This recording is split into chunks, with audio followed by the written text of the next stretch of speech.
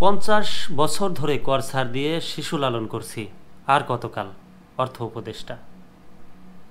ব্যবসা বাণিজ্যের বিভিন্ন খাতে দীর্ঘদিন ধরে কর ছাড় দেওয়ার সমালোচনা করছেন অর্থ উপদেষ্টা সালেউদ্দিন আহমেদ। তিনি বলেন, গত 50 বছর ধরে আমরা কর ছাড় দিয়ে শিশু লালন পালন করছি, আর কতকাল লালন করব। আমি উদাহরণ দিলাম, আপনারা অনেকেই বুঝতে পারবেন। আজ মঙ্গলবার জাতীয় রাজস্ব বোর্ডের এনবিআর ভ্যাট দিবসের অনুষ্ঠানে প্রধান অতিথির বক্তব্যে অর্থ উপদেষ্টা কথা বলেন। আগারগাঁও এনবিআর ভবনে এই অনুষ্ঠান হয়।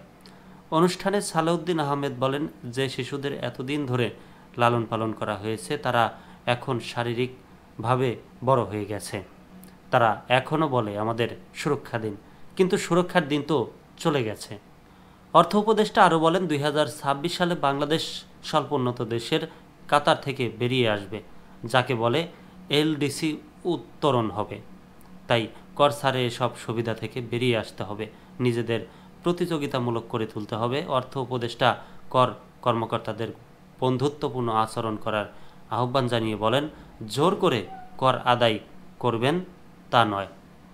অনুষ্ঠানে এনবিআর চেয়ারম্যান আব্দুর রহমান খান উপস্থিত ছিলেন। তিনি বলেন, যেখানে কর প্রতিপালন হবে না সেখানে কঠোর হতে হবে। তিনি বলেন, করদাতাদের যেন কর কার্যালয়ে আসতে না হয় সেই ব্যবস্থা করা হচ্ছে। অর্থ সচিব খায়রুজ্জামান মজুমদার রাজস্ব আদায় বাড়ানোর উপর জোর দেন। তিনি বলেন, কর জিডিপি অনুপাত না বাড়লে এত সম্পদের যোগান কোত্থেকে আসবে।